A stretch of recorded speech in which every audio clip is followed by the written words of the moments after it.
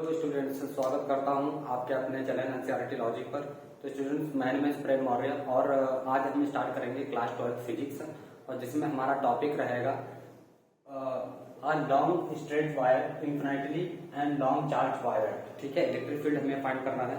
तो चलिए देखते हैं।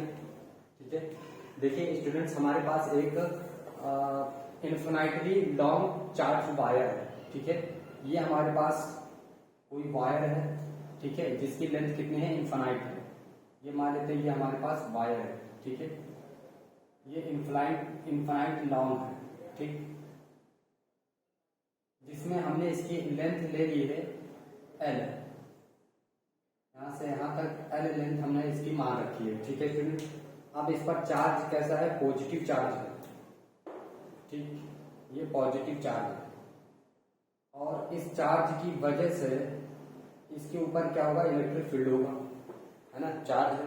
तो P पॉइंट पर हम क्या कर सकते हैं, इलेक्ट्रिक फील्ड कंसीडर करना चाहते हैं इससे P पॉइंट के डिस्टेंस पर। ये कोई P पॉइंट है, जिस पॉइंट पर हमें क्या करना है, इलेक्ट्रिक फील्ड फाइंड करना है। ठीक है, तो देखिए स्टूडेंट्स, यहाँ पर हम किस तरह से इसको फाइंड कर सकते हैं, और इसमें हमें गॉस थ्योरम यूज करना है। ठीक है, तो स्टूडेंट्स हम इसके लिए एक क्या करते हैं, देखिए हमें गॉसियन सरफेस के लिए इमेजिन करना पड़ेगा गॉसियन सरफेस। ठीक है, तो देखिए हम इसके चारों तरफ एक गॉसियन सरफेस सिलेक्ट कर ले रहे हैं कि ये जो है, क्योंकि इस पॉइंट पर हमें फाइंड करना है, तो यहाँ तक हमें गॉसियन सरफेस सिलेक्ट करना होगा, तभी हम यहाँ पर इलेक्ट्रिक फील्ड फाइंड कर सकते हैं with the help of Gaussian theorem. ठीक है, तो यहाँ पर हम एक ऐसे, आप कोई भी सरफेस यहाँ पर सिलेक्ट कर सकते हो। तो एक वायर, जैसे मान लीजिए एक वायर है, तो किस शेप का है, सिलेंड्रिकल शेप में है। तो आप यहाँ पर आप फ्री हो कि कौन सा सरफेस आप लेट करें, इसके लिए आप फ्री हो, कोई भी सरफेस आप लेट कर सकते हो। बस जो आपको इजी लगे, जिसको आप आसानी से सॉल्व कर सकते हैं, आप वो इसको लेट करिए। तो मैं यहाँ पर एक सिलेंड्रिकल शेप में जो है इस वायर को कंसीडर कर रहा हूँ। ठीक है, तो यहाँ पर हमने इसको मान लिया कि एक सिलेंड्रिकल शेप में वायर है इस टाइप से। ठीक है स्टूडेंट्स, ये हमने इसको मान लिया एक सिलेंड्रिकल शेप में, ये सिलेंड्रिकल शेप है। ठीक है, और यहाँ पर हमने एक छोटा सा एरिया ले लिया है, कितना, dl। इतने पर हम क्या कर सकते हैं, इलेक्ट्रिक फील्ड फाइंड करना चाहते हैं, ये इलेक्ट्रिक फील्ड यहाँ पे। ओके स्टूडेंट्स, तो देखिए यहाँ पर हम इलेक्ट्रिक फील्ड निकालना है हमें इस सरफेस के ऊपर, और ये इन्फिनिट लॉन्ग, ये डिस्टेंस कितना है, r। यहाँ से यहाँ तक इस P पॉइंट तक डिस्टेंस कितना है, r है, यहाँ से यहाँ तक। ठीक है, ये चार्ज की लेंथ कितनी है, अभी हमने एल लिया है, जबकि ये इन्फिनाइट है, इन्फिनाइट। ठीक है, इन्फिनाइट लॉन्ग वायर है। तो स्टूडेंट्स, हमें यहाँ पर गॉसियन सरफेस मान लेना होगा। अब देखो, जो इलेक्ट्रिक फील्ड है वो इस डायरेक्शन में है, इस पॉइंट पर हम इलेक्ट्रिक फील्ड फाइंड करना चाहते हैं, इस पॉइंट पर। तो यहाँ पर एक छोटा सा हमने पॉइंट ले लिया। अब देखिए इसका एरिया वेक्टर किस डायरेक्शन में है, तो इसका एरिया वेक्टर है नीचे की तरफ। एरिया, अगर इसका सरफेस हम S मान ले रहे हैं, इसका ये S क्या है, ये गॉसियन सरफेस है, ये गॉसियन सरफेस है, गॉसियन सरफेस। ठीक है स्टूडेंट्स, ये गॉसियन सरफेस है, तो इसका एरिया वेक्टर किधर है, ds, इस डायरेक्शन में है, और इलेक्ट्रिक फील्ड किस डायरेक्शन में है, इलेक्ट्रिक फील्ड इस डायरेक्शन में है। तो स्टूडेंट्स, ये अगर सरफेस फर्स्ट है और ये सरफेस सेकंड है, ये सरफेस थर्ड है, तो इसका एरिया वेक्टर इस डायरेक्शन, इसका एरिया वेक्टर इधर है, और इलेक्ट्रिक फील्ड इस डायरेक्शन में है। ठीक है, तो इन दोनों के बीच कितने डिग्री का एंगल बन रहा है, थीटा यहाँ पर है 90 डिग्री। ठीक है, अब देखिए यहाँ पर एक सरफेस है ये। अब देखिए स्टूडेंट्स, यहाँ पर सरफेस एरिया वेक्टर किस डायरेक्शन में है, ds इसी डायरेक्शन में है, और इलेक्ट्रिक फील्ड भी इसी डायरेक्शन में, दोनों सेम डायरेक्शन में है। तो यहाँ पर इलेक्ट्रिक, देखिए जो थीटा हमेशा देखा जाता है वो सरफेस एरिया एंड किसके बीच में, इलेक्ट्रिक फील्ड के बीच में थीटा देखा जाता है। ठीक है, तो यहाँ पर देखिए एरिया वेक्टर भी इसी डायरेक्शन में है, इलेक्ट्रिक फील्ड भी इसी डायरेक्शन में है, दोनों सेम डायरेक्शन में है। तो यहाँ पर इन दोनों के बीच एंगल कितना है, 0 डिग्री। सरफेस 1 पर एंगल कितना है, 0 डिग्री। अब इस सरफेस पर देखते हैं, तो यहाँ पर एक छोटा सा सरफेस हम लेट कर ले रहे हैं, ये सरफेस है, इसकी डायरेक्शन किधर, एरिया वेक्टर किधर होगा, वेक्टर ds इस डायरेक्शन में है। हमेशा एरिया वेक्टर परपेंडिकुलर डायरेक्शन में होता है, और इलेक्ट्रिक फील्ड है इस डायरेक्शन में। इन दोनों के बीच एंगल कितना है स्टूडेंट्स? तो यहाँ पर एंगल है 90 डिग्री।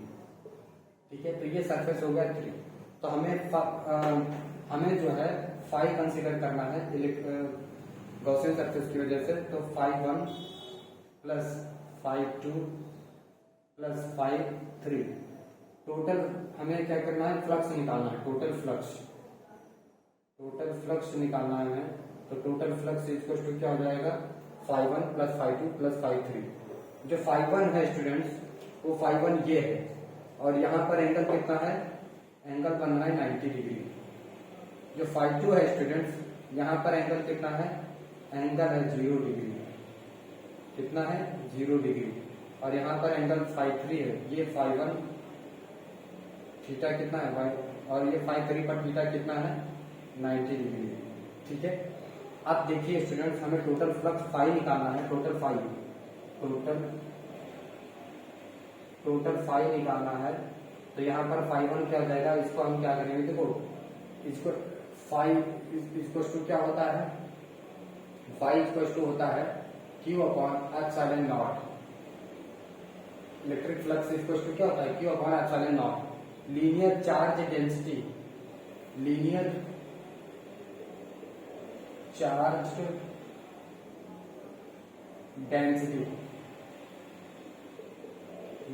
चार्ज डेंसिटी, इसको हम लोग लैम्डा से प्रेजेंट करते हैं, और ये होता है Q अपॉन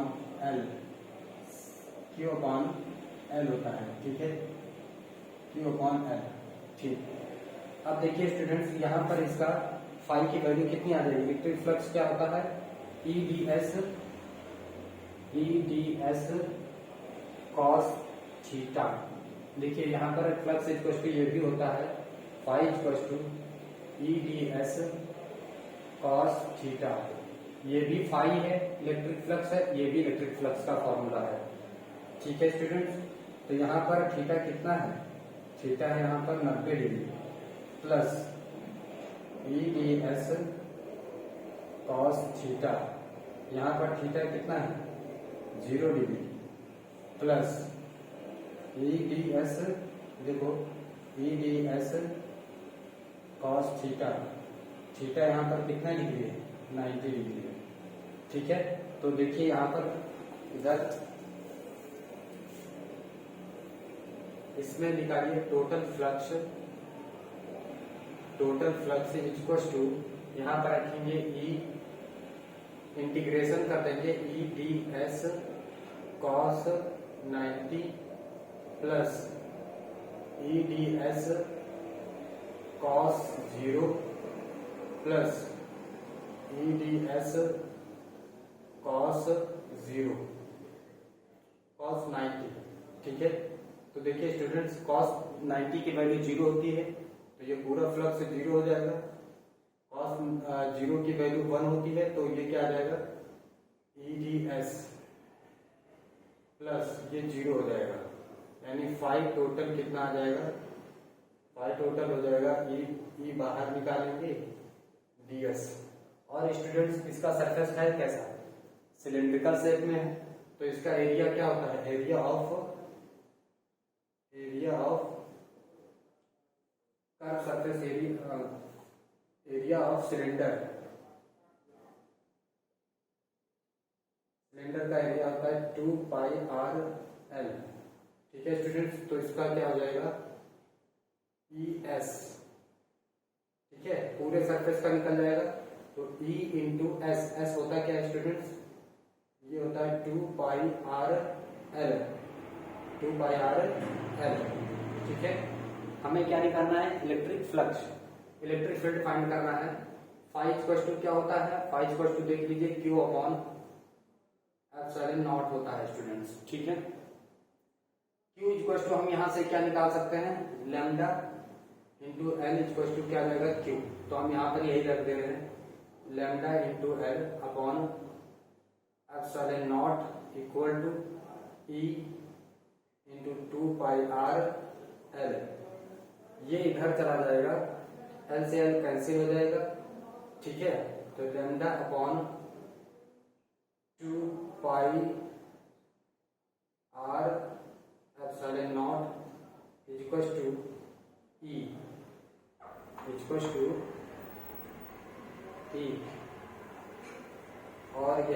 फाइंड करना था स्टूडेंट। देख लीजिए ध्यान से, E equal to lambda upon 2 pi are epsilon not.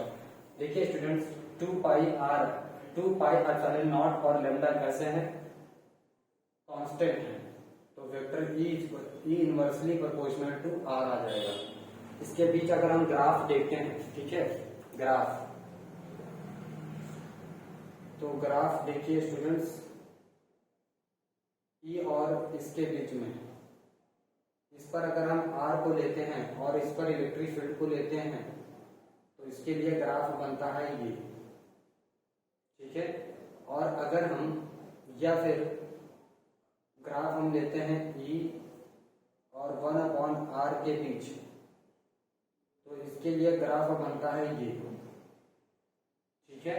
तो हमारा ये रिलेशन निकल के आ जाता है E equal to lambda upon 2 pi are epsilon not. एक बार फिर से देख लीजिए, देखिए स्टूडेंट्स ध्यान से, ये हमें एक इनफाइनाइट लॉन्ग वायर दिया हुआ था, इस पर हमें क्या निकालना था, charge density electric field find करना था, ठीक है। तो एक इनफाइनाइट लॉन्ग वायर को हम कंसीडर नहीं कर सकते, वो पता नहीं कितना लंबा हो, ठीक है। तो इसके लिए हमने इतना बड़ा वायर, एक L लेंथ का वायर लेट किया, ठीक है। अब हमें जो कि एक इलेक्ट्रिक फील्ड फाइंड करना है गॉस थ्योरम से, तो हमें एक गॉसियन सरफेस की इमेजिन करना पड़ेगा, एक गॉसियन सरफेस मानना पड़ेगा। तो हमें P पॉइंट पर इलेक्ट्रिक फील्ड फाइंड करना था, तो हमने क्या किया, यहाँ पर एक गॉसियन सरफेस लेट किया सिलेंड्रिकल, ठीक है। अब जो कि ये पॉइंट P कितनी दूरी पर था, R डिस्टेंस पर था, इसकी लेंथ कितनी थी, L।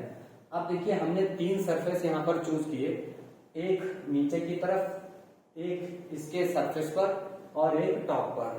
तो स्टूडेंट्स यहाँ पर इलेक्ट्रिक फील्ड और एरिया वेक्टर के बीच में 90 डिग्री का एंगल बन रहा है, यहाँ पर इलेक्ट्रिक फील्ड और एरिया वेक्टर के बीच 0 डिग्री का एंगल बन रहा है, यहाँ पर इलेक्ट्रिक फील्ड और एरिया वेक्टर के बीच 90 डिग्री का एंगल बन रहा है। तो ये और ये दोनों 0 हो जाएंगे क्योंकि cos 90 की वैल्यू 0 होती है, यहाँ पर 0 की वैल्यू 1 आ जाएगी। तो यहाँ पर देखिए, जब हम यहाँ पर एक छोटा सा सरफेस है, जब हम इसका इंटीग्रेशन कर देंगे तो पूरा सरफेस आ जाएगा हमारे पास, E इंटू एस। एस है क्या, ये एरिया ऑफ सिलेंडर होता है 2 पाई आर एल, ठीक है। तो हमने एस को, एस क्या सरफेस एरिया है, इसको हटा करके यहाँ पर हमने क्या रख दिया, 2 पाई आर एल रख दिया, ठीक है, और इंटू ई। अब देखिए यहाँ पर ये क्या है, फाई है, फाई हमने डिफिनेशन से पढ़ रखा है, फाई क्या होता है, क्यू अपॉन एप्सिलॉन नॉट। तो हमने फाई को हटाया, देखिए यहाँ पर हमने फाई को हटाया, फाई इक्वल टू क्या होता है, क्यू अपॉन एप्सिलॉन नॉट, और हमने इसको यहाँ पर रख दिया, ठीक है। तो उसके बाद Q इक्वल टू क्या होता है, यहाँ से देखिए Q इक्वल टू है लैम्डा इंटू एल, तो हमने Q को हटाया और उसकी जगह लैम्डा इंटू एल यहाँ पर रख दिया, यहाँ से L और L कैंसिल हो जाएगा। उसके बाद E इक्वल टू क्या आ जाएगा, lambda upon 2 pi are epsilon not, ठीक है। अब हम यहाँ पर देखेंगे E और R के बीच क्या रिलेशन है, तो E इनवर्सली प्रोपोर्शनल है 1 अपॉन R के। अब यहाँ पर E और R के बीच में रिलेशन कुछ ऐसा आ जाएगा, ग्राफ बनेगा, और E और 1 अपॉन R के बीच में एक स्ट्रेट लाइन बनेगी, स्लोप बनेगा, ठीक है। तो ये हमारा हो जाता है electric field due to an infinitely long charge wire, ठीक है। बस आज के लिए इतना ही।